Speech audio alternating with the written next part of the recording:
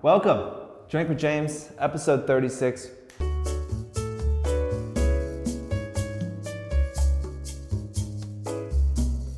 You're right, I am wearing a new sweatshirt. Thank you very much.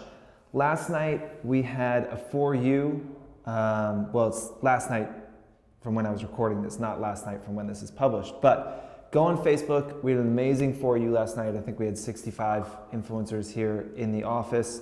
And Cameron, who is our lead developer, and myself, we're talking about growing your following. Obviously something that continues to come up in every Drink with James episode. There's somebody who's asking questions about growing your following. We did a whole hour and a half on it last night.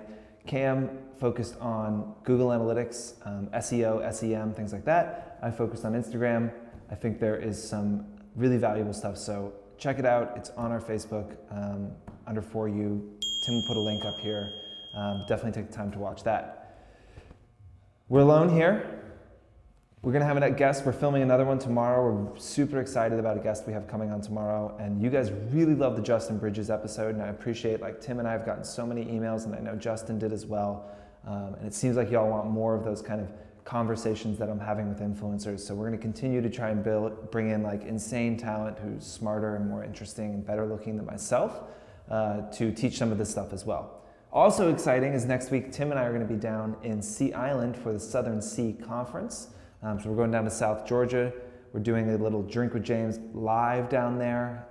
We're also probably going to film some stuff down there, so catch us over there as well. So exciting couple weeks coming up. As always, send those questions in. Again, it was so nice to get y'all's emails and tweets and Facebook comments and Instagram and all that good stuff. So please keep those questions coming, because without it, I'm just sitting here talking about myself, which is totally fine, less relatable for you. Now for the questions. First one, something totally different. Love the creativity. Somebody sent in a question via a YouTube video that they filmed and asked us a question. So Tim's gonna play a bit of that. Before I get to my question, I just wanna say, great sweater in your last post. Great color. I like that you switched it up. You did something a little bit different. That was nice. So on to my question. Regarding guest posting and the importance of it, I have reached out to probably 10 to 15 different bloggers, all with a similar following and a similar style to mine. And I'll get the odd message back, but it's usually about, like as soon as it comes down to getting together to do the post, create something, put a schedule together, I don't hear back. So I'm hoping that if you talk about that in your next video, maybe it'll inspire some people. Cheers, Amber. First of all, a few things before we even get into it.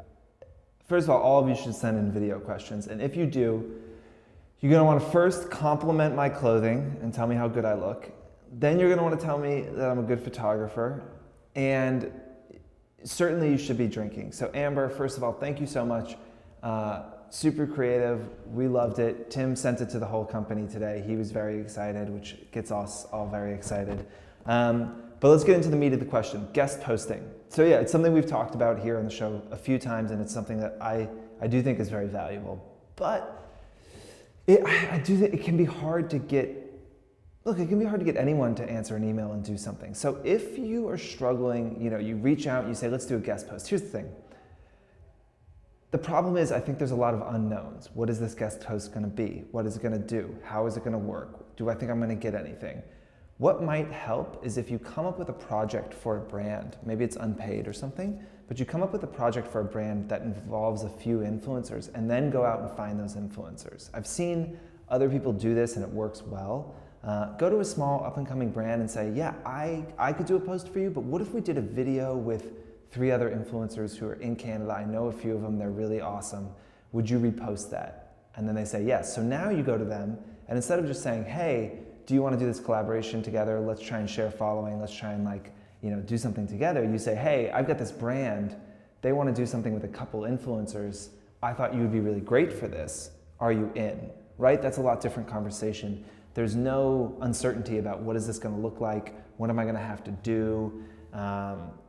Are you a total weirdo, right? Like all of these things are kind of off the table because it is something for a brand. So that would be my suggestion. If you're not getting any feedback from just reaching out, try and get a brand involved and then reach out. I think you'll find you'll have a lot more success.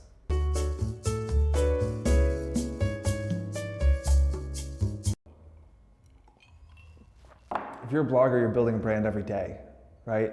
I don't talk about personal brand here much on the show because honestly, the term personal brand is like malaligned and a bit like eye rolly. Like, oh yeah, you're building your personal brand. Like, it's annoying. It's kind of an annoying thing to say, but that's all you do. Every day you build a brand, and it's really important to set those brand guidelines and what you believe and what is your philosophy so that you can know what you should say yes and you should say no to, right? Like, as you get bigger and you continue to get an influx of brands coming in, especially in the beginning, like right when you start to get a lot of brands reaching out, there will be some brands that reach out that don't align with your brand, your blog, so your brand's ideals. And you might be tempted to take it because there's money or because you want to work with the brand or because they're offering you a trip. And I think if you have a strong mission and a strong vision and you have a philosophy for your brand or your blog, it becomes a lot easier to say no to things and to know what you should say yes to. So first of all, you're building a brand every day. Second, if you get to the point where you're big enough where you can move into jewelry or clothing or a magazine or whatever it might be, I say more power to you, Look, I used to do the photography thing, right? And I had a full-time job, marketing job. It paid well. I was on the path. I was doing well. And I was nervous about missing all of this work to do these photography gigs and travel around the world. And I remember I called my mom, and moms always know best. And I called my mom and I was like, I don't know what to do. This brand, they want to send me to Dubai, but I'm really busy at work. And, I don't know, my boss is going to be upset. And she was just like, listen, this is not, your life won't always be like this. You're having a moment. This is like a really special and amazing moment in time, and you should 100% milk it for everything it's worth and get all the experiences and get everything you can out of it. Same goes if you're building a brand on the blog side and you have the opportunity to make overalls or jeans or t-shirts or jewelry or cell phone cases or whatever it might be. I think take it. You have a point of view that is resonating with people. And you don't want to oversaturate yourself, but you definitely want to make sure you saturate yourself and you try and do as much as you can if that's what you want to do. If you're not passionate about t-shirts, don't make t-shirts, But the blogger brand collaborations that work really well are generally like, Danielle from We Wore What? She wears overalls every day, so it makes sense that she started an overalls brand, right? Like that makes sense. JC, who was on the show, she's the daughter of a cotton farmer. She did a line with cotton. Like that totally makes sense.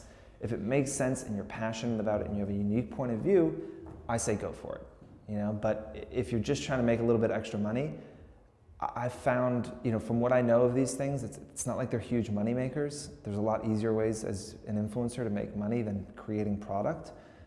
So it should be something that you're passionate about and you really care about.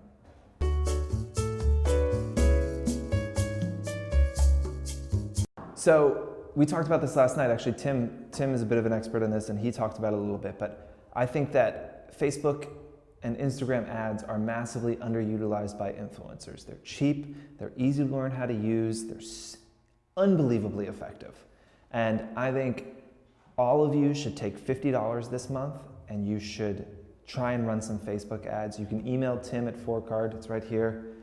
Email Tim at Forecard if you have questions. He knows what he's talking about and he's happy to point you in the direction of a couple blogs or give you some advice on what to do. But last night we were talking about essentially like if somebody comes to your blog or or your YouTube or your Instagram, you can serve them Facebook ads. Pointing them back somewhere else. Basically, it's called retargeting. So let's use your blog. Let's say they come to your blog, but they don't follow your Instagram, right?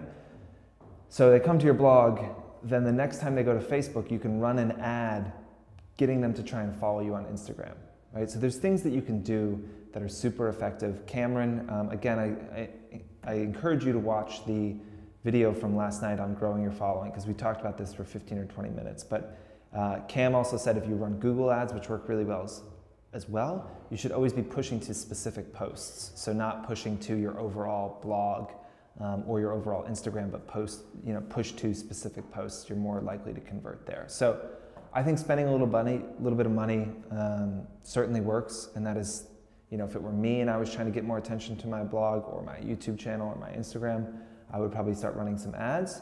The other thing is PR.